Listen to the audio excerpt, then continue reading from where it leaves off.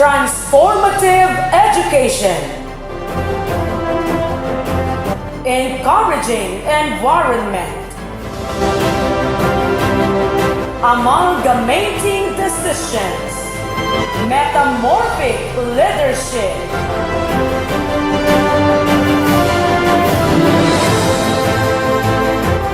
This is Kalamansig National High School 6th Completion Ceremony. Ladies and gentlemen, let us all witness the virtual processional march of the completers for the school year 2020-2021.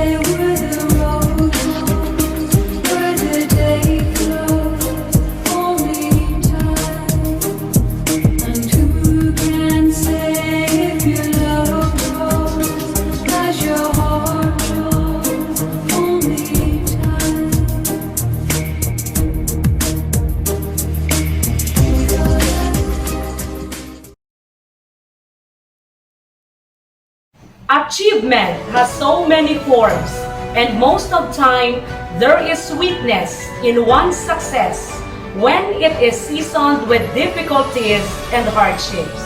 The concluding year of junior high school stint was distracted by health crisis, and overcoming the dreaded situation seemed a hard target. However, we stood the test of virus threat and finally saw a light at the end of tunnel, and the new hope has been unveiled. There are no obstacles, and the pandemic can't impede our desires and goals of acquiring education. As today, all of you are going to stand at the threshold rights that elevate you to the next level of education.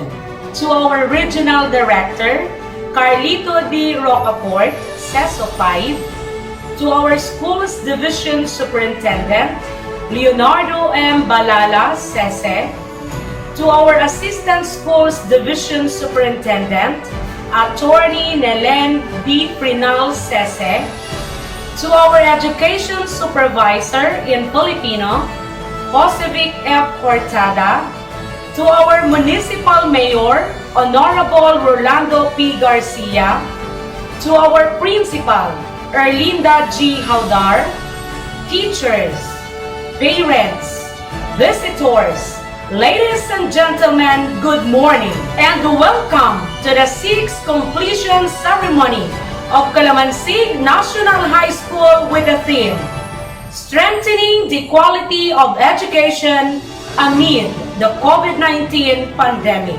Putting this momentous event into a right direction, let us witness the singing of our Philippine National Anthem, to be followed by a prayer and the singing of Region Hymn, Sultan Kudarat March, and Kalamansig Hymn.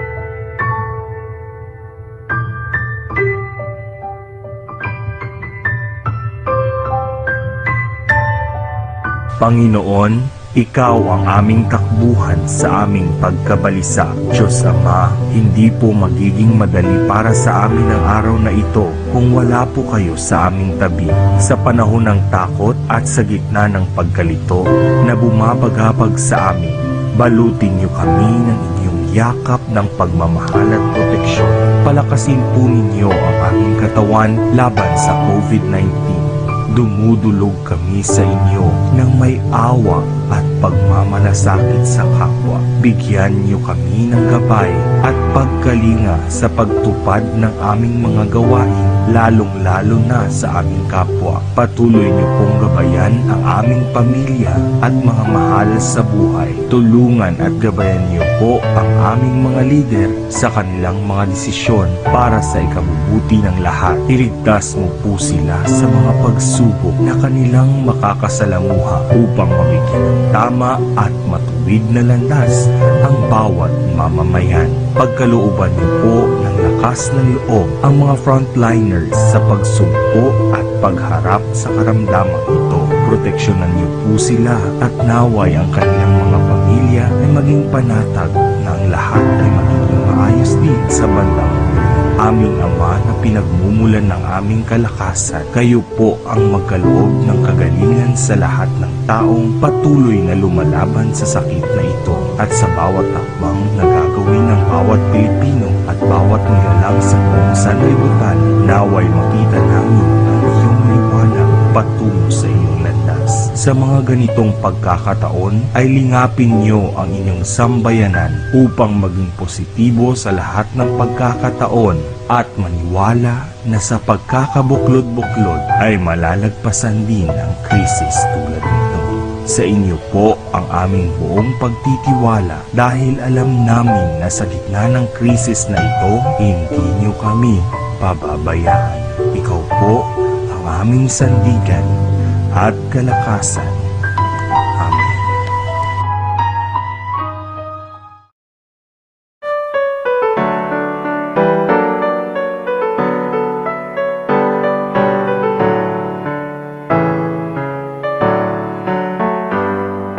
Hinubog mo kami mula sa kawalan, binigyan mo ng buhay at karangalan.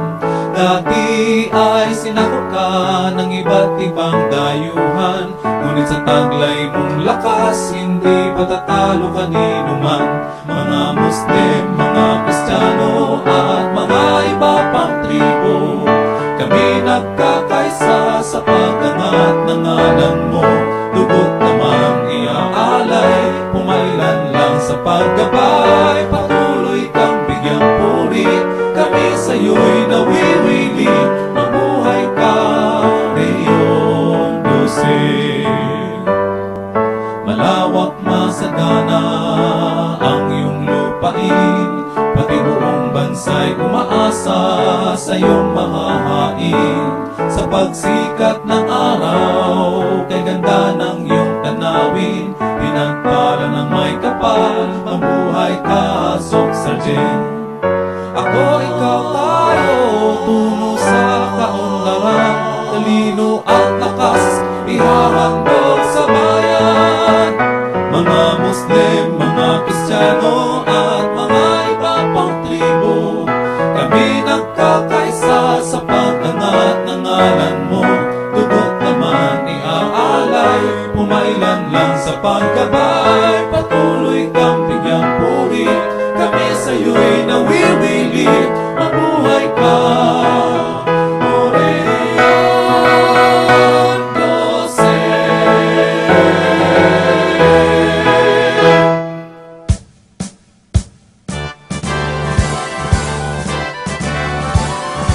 Kalamansig, bayang mapayapa, likas na yaman, dito'y masagana. Pinili ka, o bayang pinagpala, ng may kapal na dakila. Naninirahan, dito'y nagmamahalan, manubok, Kristiyano, Muslim, walang alitan. Kalamansig, bayang kinagisnan, ay dangal kong ika'y handugan. Kalamansig, bayang mapayapa, likas na yaman, dito'y masagana. Pinili ka, o bayang pinagpala, ng may kapal na dakila. Yamang lupa, kape, mais at palay, yamang dagat, dito'y walang humpay. Masagana ang aming pamumuhay, sa tuwin ay walang lumbay. Kalamansig, bayang mapayapa, likas na yaman, dito'y masagana. Pinili ka, o bayang pinagpala, ng may kapal na dakila. Pagkakaisa at pagtutulungan, pag-uunawaan at pagbibigayan, namamayani sa aming bayan, tanglaw sa kaunlaran.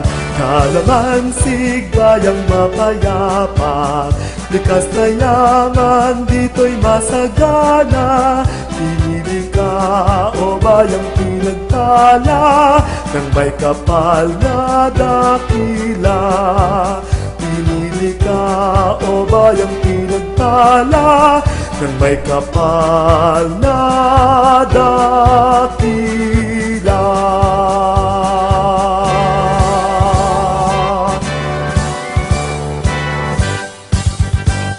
To formally start this program, let us witness Miss Bayrihan K. Said, candidate for completion with high honors for her welcome address. To our Regional Director, Carlita D. Rocafort, CESO 5.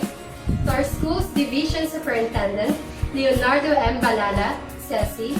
To our Assistant Schools Division Superintendent, Attorney Nellen B. Final, CESI. To the Mayor of this municipality, Honorable Rolando P. Garcia. To our Principal, Mrs. Erlinda G. Haudar.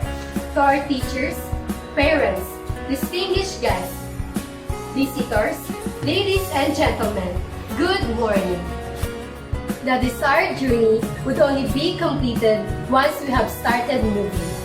Every step being done is equally important with the last step that will tend to reach the finishing line. Today's event is a plain indication that a long expedition on the way to the projected goal has just begun. Despite the hindrances and face-to-face classes for shifted distant learning, another group of completers and probably the sixth batch after the K-12 program was implemented are about to take flight to the more complicated zone of educational hand. So, this completion ceremony is just an avenue of formally declaring the accomplishment of the students who have completed the 4-year requirement of junior high school is a memorable one, as pandemic has shaken our educational system, but we managed to overcome the test of time. After which, we are qualified and headed to explore the last 2 years of studies in the secondary stage. More than that, this undertaking is not as dramatic as the graduation rites. Few years ago, as for the first time, it is done virtually. Maybe most of the completers will spend their next 2 years of studies here in the school and no more parting of ways will happen. The relationships that have been built for 4 years won't be broken. Even health crisis takes over. However, the excitement, the feeling of being at the middle of attraction, and the ego of having accomplished something are still there, in which it truly defines the essence of this occasion. Hence, nothing to expect, but the completers will take this completion ceremony with different tunes than before. Distribution of certificates, which are the proof that they have completed the 4-year curriculum, will continue to be one of the phases that bind this ceremony, but completers won't appear to receive physically. The giving of awards to the completers who did brilliant performances throughout the school year will remain the main attraction and the stimulating part of this virtual affair. Afterward, the messages from the well-known guests will push this occasion to a higher level. Looking on, at the other side, this ceremony is also a big farewell to those who prepare to study in other schools, but a welcome event that will leave open for change for those who stay in this institution. This is also a recollection of memories, bands, challenges, ups and downs, and victories. So here we are to the most touching and meaningful ceremony of the year, which is still realized even a virus has made a stumbling on our way. Get ready, enjoy, and attune yourselves to the beat of every action that is visible to your eyes, then learn out of it and make it a tool in chasing one's dream. Ladies and gentlemen, in behalf of the Kalamansig National High School 2020-2021 batch of completers, we welcome you to this virtual moving up ceremony. Thank you at mabuhay tayong lahat. Thank you, Bayrihan. At this juncture is the presentation in confirmation of the candidates for completion by the secondary school principal to Miss Erlinda G. Haudar. This will be followed by the conferment of completers by the school's division superintendent, Leonardo M. Balala Sese. Sir Leonardo M. Balala Sesi, Schools Division Superintendent, Division of Sultan Kudarat, in my capacity as the principal of Kalamansig National High School and by virtue of the power vested in me by the Department of Education, I have the honor to present to you 191 males and 215 females with a total of 406 candidates for completion who have satisfactorily completed all the requirements set by the Department of Education under the Enhanced Basic Education Curriculum for school year 2020-2021. And now they are ready for confirmation as junior high school completers. On the basis of the certification made by your school principal, Ma'am Erlinda Garcia Haudar, that you have satisfactorily completed the requirements for junior high school prescribed for secondary schools by the Department of Education, and by virtue of the authority vested upon me by law as the school's division superintendent, division of Sultan Kudarat, I now confirm your completion from junior high school from Kalamansig National High School for the school year 2020-2021. Congratulations, good luck, keep safe, and good day. At this point of time, we will listen to the message of our school's division superintendent, Leonardo M. Balala Sese.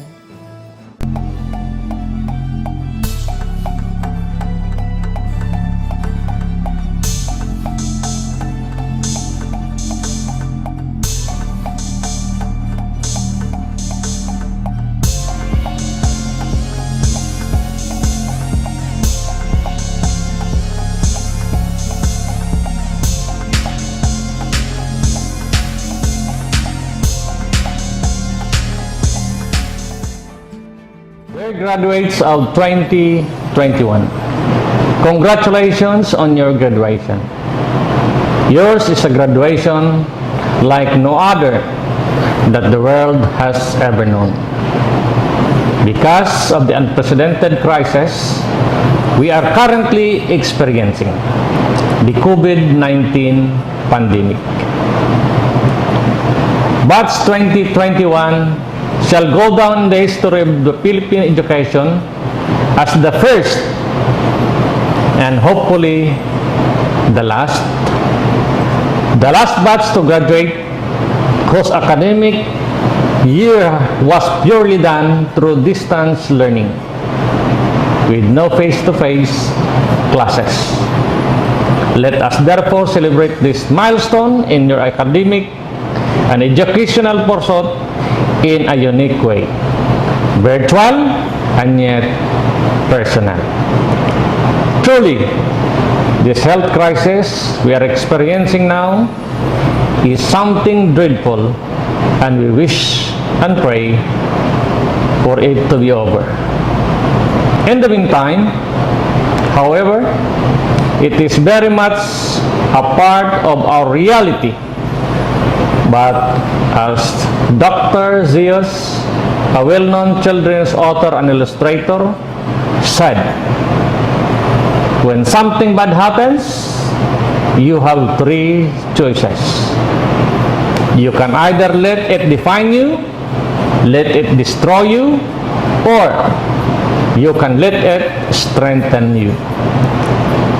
It is clear that you have refused to be defined by this pandemic.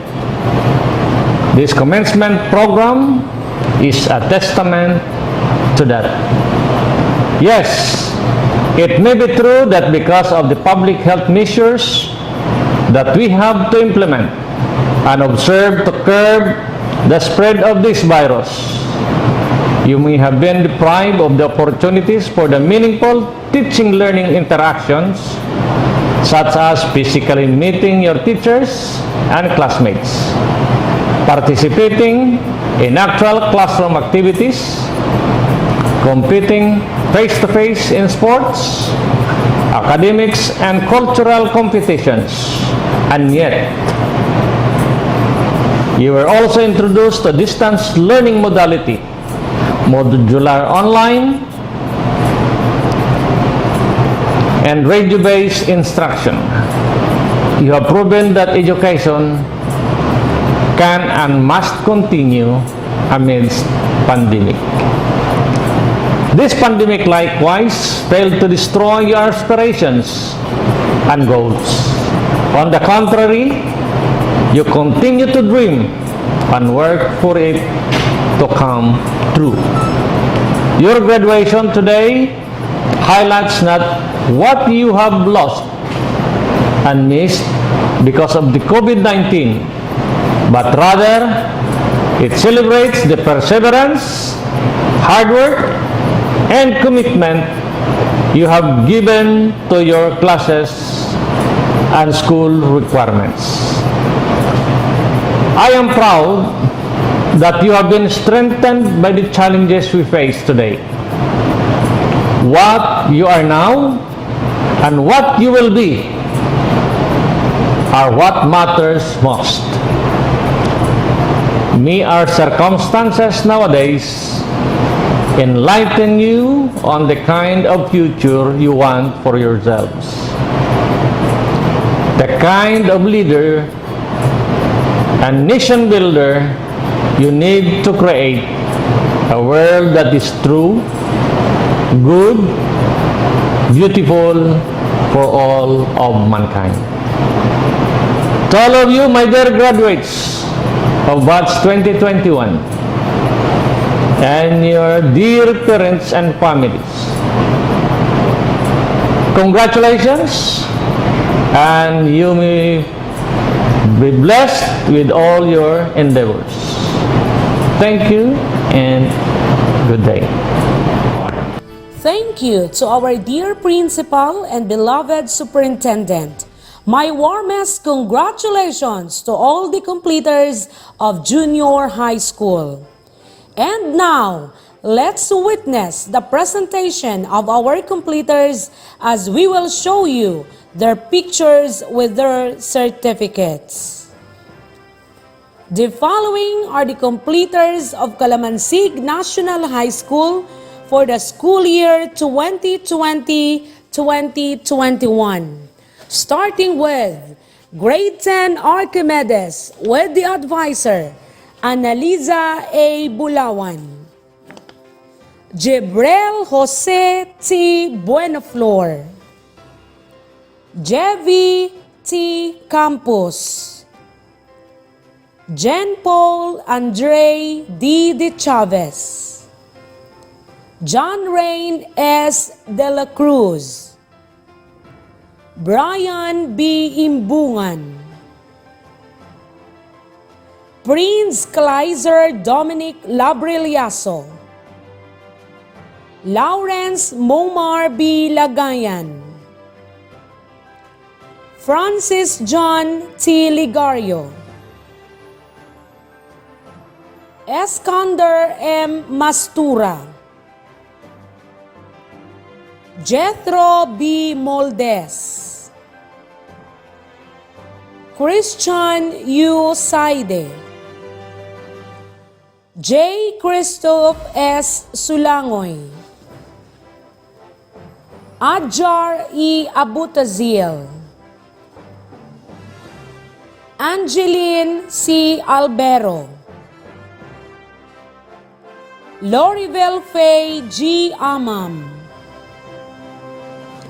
Rogaya K. Baganyan. Stephanie C. Balungay. Ashley Rose M. Bartolata. Sofia Lauren B. Batalier. Merlin M. Bautista. Gwyneth Louise Concha, Ajerha L. Delenya, Rosel S. Demafeles, Jonah Noela Marie B. Gabaes, Angelica A. Gumunit, Mary Chris Ivory B. Gonzaga, Rasmida S. Hambali, Mugaira M. Incha,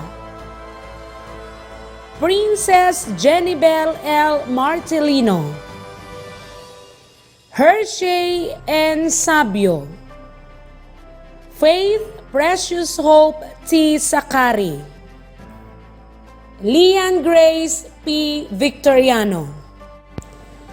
Grade 10 Pascal with the advisor, Miss Annie Jane C. Gerhen, Ryan A. Abidel, Astrid U. Baido, Kevin Kyle C. Bernales, Renan A. Kakananta, Abdul Rahman T. Karudin, King G. Caron, Monsor K. Lipae, Lawrence John O. Lu, Ali Asgar K. Muhammad, Norhamin M. Omar, Errol E. Pabiluna, Syed Abdullah A. Patra, Christian M. Rodriguez, Lester A. Susas, Nelson B. Tomas, Rasul S. Uso, Noraisa P. Ahmad, Erich Joy M. Anses, Cristel Bernadette A. Bacos, Badrea S. Banglay, Mekaela B. Bismanos, Siti Jamela M. Gabar, Siti Asya A. Hambali, Bea Jean V. Lay, Farhana L. Mamwa, Joanna May F. Muhammad, Shermaika L. Mustafa, Windel C. Torifil, Jessa B. Vios. Grade 10 Euler with the advisor, Mr. Reynante C. Batong Hinog, Sahad A. Ali, Gian Carlo S. Amakin, Albazar A. Asibil, Jayan F. Campos, Edric Kirby H. Casipi, Reynante E. Claugo, Jerome F. De La Cruz, Benedict Dave M. Dungog, Almoger H. Jailani, John Mark I. Libron, Hamsudin K. Lipae, Michael R. Lumabaw, Mark Jason C. Mendoza, Rashidin T. Minor, Jerome P. Patra, J. Carlo T. Ronya, Romel C. Sakare, Cinder A. Serra, Verhel S. Sithar, Rodelina Angela R. Aquino, Nosra H. Asari, Sabrina P. Dabpil, by Rima D. Datokali, Nasrin T. Gumbay, Jasmine D. Kamansa, Aisa R. Lumabaw, Lera A. Pasanting, Casey Ann A. Pedrosa, Haifa U. Romano, Hazel Jane B. Rufa, Mary Queen D. Samonte, Christine Rose M. Ciliado, Isa Mitch P. Sendad, Chris Van Mi P. Villarreal, Jessa L. Vilo. Grade 10 Descartes with the advisor, Wena A. Navarro.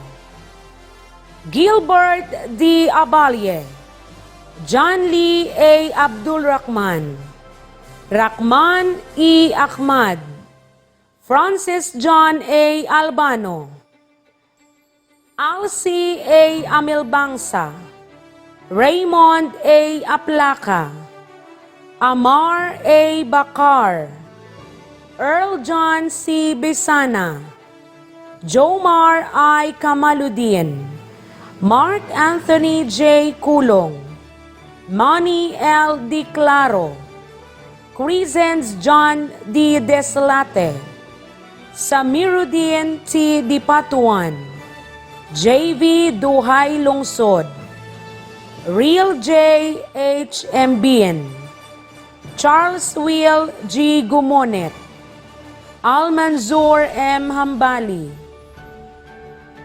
Shakir C. Husain, Abdul Mads C. Jikiri, Yasser B. Kasuyo, Ed J. E. Lidesma, Carlo Red C. Ortega, John Leo M. Palma, Alexis Marvin C. Saavedra, Asmir H. Sala,